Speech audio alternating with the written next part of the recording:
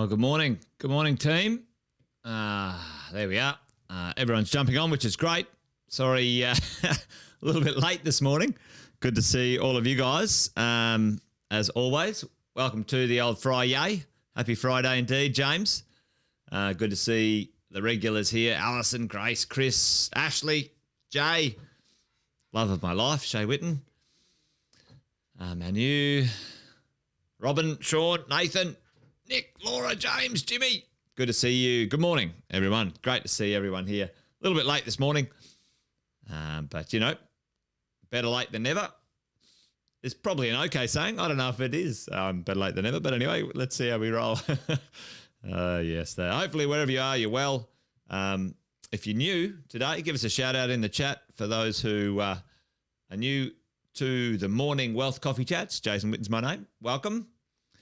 Been property investing over 20 years, coaching property investors across Australia and New Zealand since 2003, where Sam, myself, and Shay, we decided to start a business, a company, doing that, helping people grow their portfolios and support them in the process, because it's you'll hear this one all the time. It's a marathon, not a sprint. It does take some time, and you got to have the right people on your team to make this thing work. As you guys would already know, if you're in the coaching and mentoring program, it's not as straightforward as it sounds in some of those books that you might have read, like me, when I first started out investing. But anyway, welcome wherever you are, wherever you're coming, wherever you're coming from. Yes, Alison, I reckon.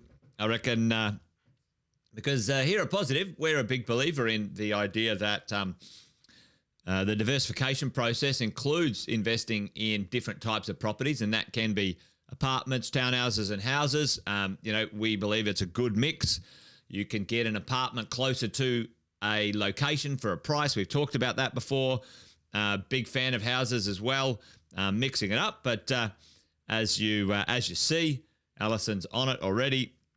Apartment prices set to bounce, supposedly, and this is always an interesting one, isn't it?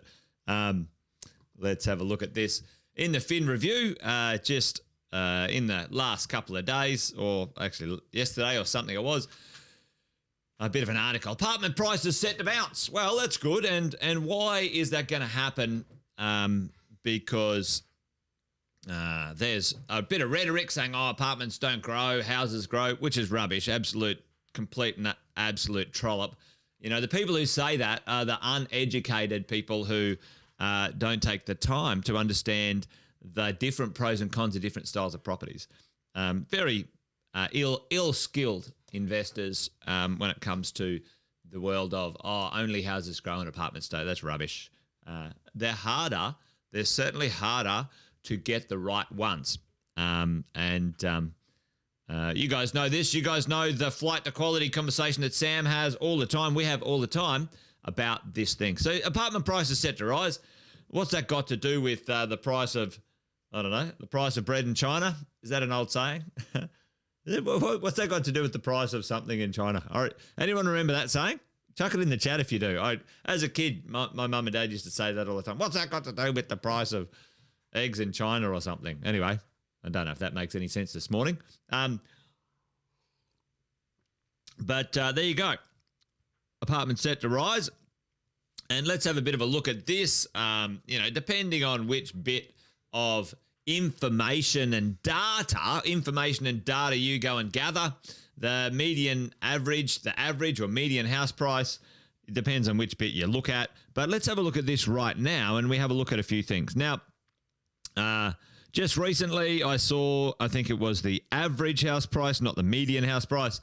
Now, I'm not a mathematician by any stretch of the imagination. Yep, the price of tea in China. Amanda, that's awesome. The price of eggs in China, the price of tea in China. That's right. That's what it was. What's that got to do with the price of tea in China? Bit of a flashback there. But it depends on what stats you look at, whether it's the median house price, whether it's the average the average house price, whatever it is. And this is an old chart I just grabbed this morning. But I just wanted to show you guys something that was quite interesting in this sort of space. And I'll try and track down a little bit more.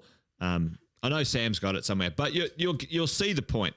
The point right now, team, is what has happened in places like Sydney and Melbourne, Brisbane and Perth and all of the cities. The house price in 2018 was around that mark. Now the average house price is 1.4 mil in Sydney, 1.1 I think in Melbourne.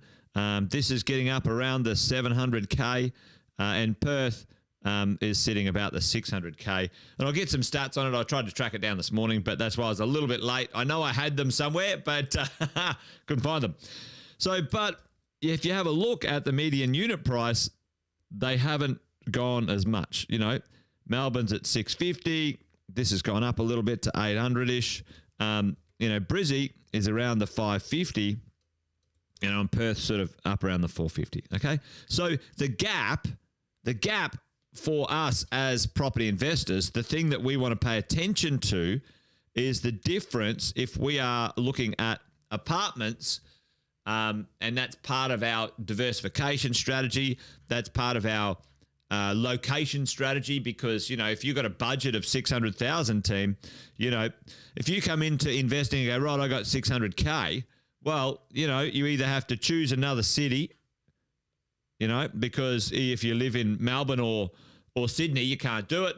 You have to choose another city, or if you want to be in a specific city, let's say you want to be in Melbourne, you got to choose an apartment, all right? So that's, we've all talked about this before, that rationale when it comes to this stuff, right?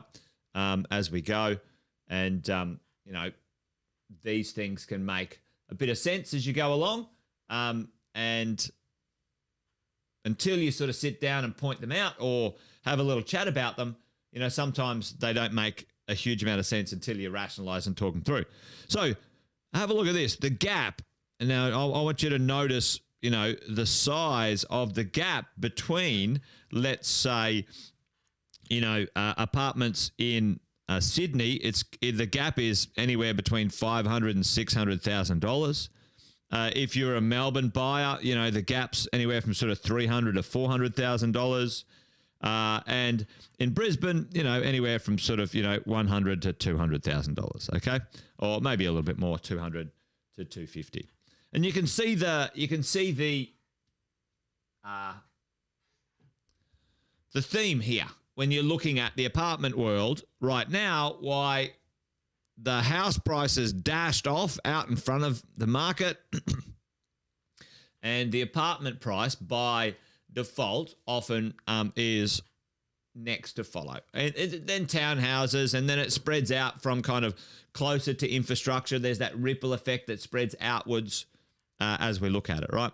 But one of the little interesting things right now, team, is you have a look at this. The average house price compared to where's the gap, where's the sort of the value gap we're seeing right now, which is interesting. And Alison, this is going to, you know, play right into your comment, because I know you've invested in, you know, something very good quality up in Brisbane. The opportunity gap is, think of someone selling their house in Sydney or Melbourne, and then sort of downsizing to Brisbane, right? And the gap there, the gap is, you know, 600, 700K. It's huge, all right? And that's where some value is being created in some of this apartment world right now. There's some other things at play, team. There's some other things at play in the apartment world right now. And one of them is a supply issue, all right? And it might not be the supply issue that we've talked about before. Now, tell me right now, in the world of apartments, you guys, which type of apartment, which configuration of apartment in Australia is the most undersupplied apartment configuration? Anyone chuck that in the chat for me if you know what it is. While I have a little sip of my coffee. Tell me, which one do you think it is? Which is the most undersupplied configuration of apartments at the moment. Allison, boom, right on it. Jeff is all over it. 3-bedders. Team, the 3-bedroom apartment and the nice quality one is absolutely killing it everywhere in Australia right now. There's some reasons for that because, you know, there's some baby boomer downsizes going on. There's quite a lot of people selling big houses and moving into apartments. Teresa, yes, the question mark is, and the answer is the 3-bedder. The 3-bedder team, okay? And people will pay more, and especially if it's a flight to quality building. You guys know this. We talk about, you know, the right developer who builds amazing properties is just off the charts in comparison to the no-named developer who doesn't care about what they do. All right, so chalk and cheese. Anyway, so 3-bedders, and then excuse me, and then the 2-bedder, 2.5 bath, you know, 2-car garage and so on. Okay. Now, it doesn't mean that if you got a 2 or a 1-bedder that you're stuffed. It would just saying that what's going to happen and what has already happened is the 3-bedroom apartment space has absolutely shot off like a rocket. Okay. And then now that'll flow into the other styles of apartments. So that's what we're sort of looking at right now in the market. You guys sort of know this. You guys see this all the time as part of connecting with, you know, PRE and what we do. We're all into that idea that which type of property, but there's some nuances in that type of property right now. Buying houses, the 5 and 6 bedroom houses at the moment, team, actually have gone really well also. So, you know, that sort of luxury house has actually done something pretty nicely. But just have a look at this.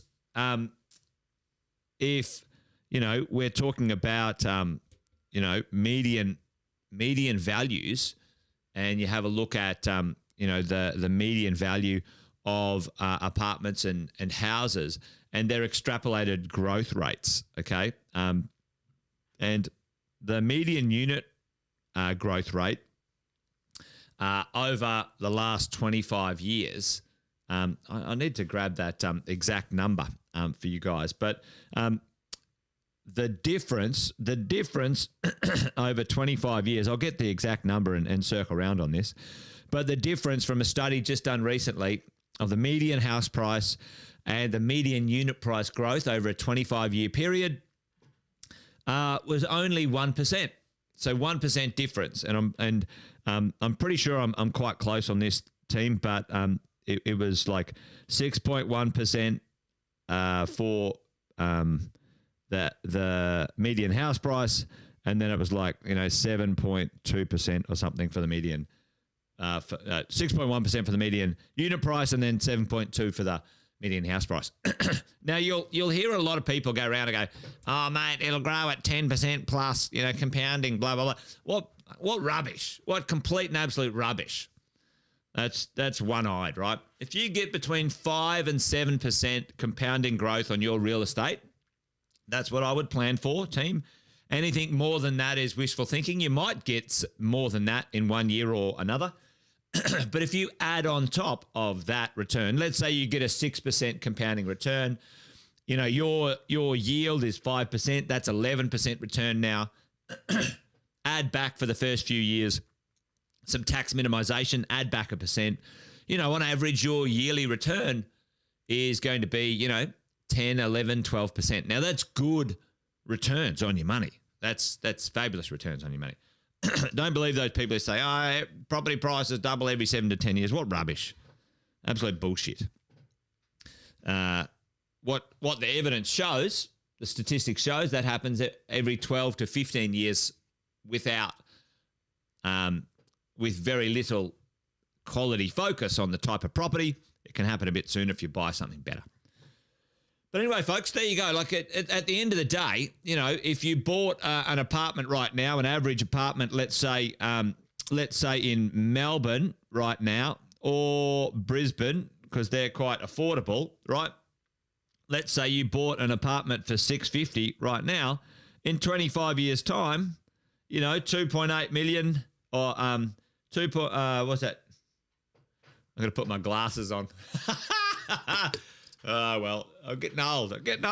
That looks so much better. There's those small numbers I couldn't read.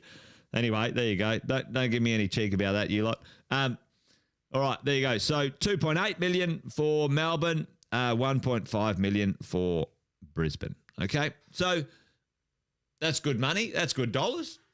By that stage, your property's debt-free, and it's worth, 1.1, 2.8.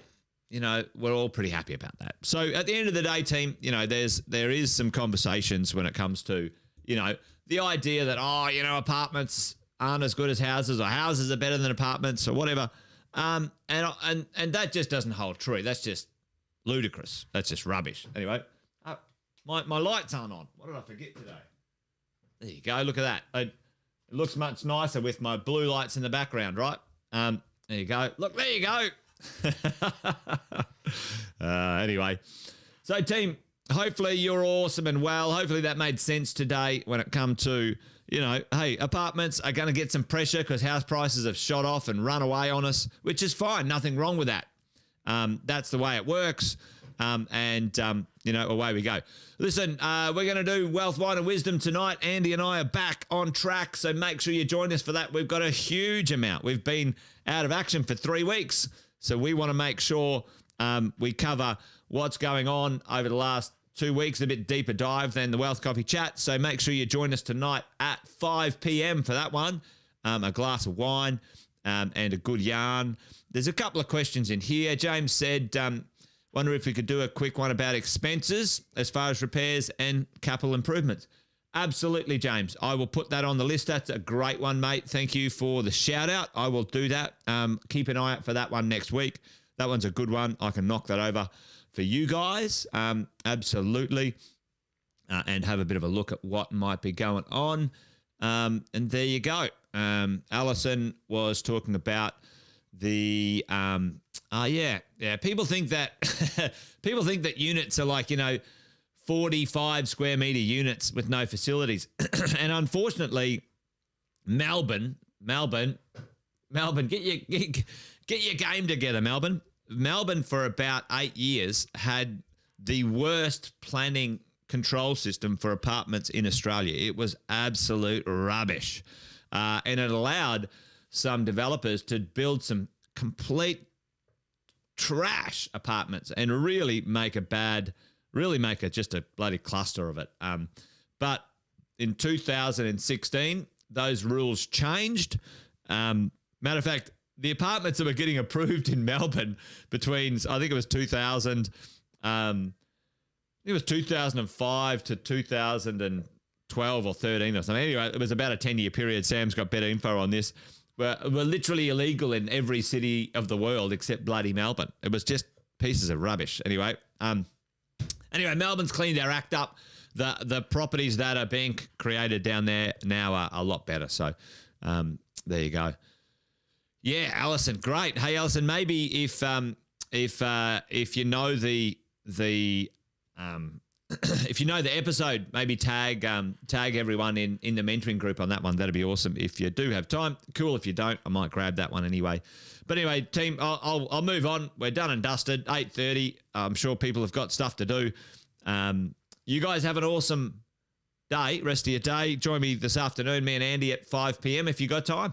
Love to see you then. And if I don't, have a great weekend. And let's hang out next week around about 8:05 each day for another Wealth Coffee Chat. All right, team, take care. Bye for now. You're awesome. Bye-bye.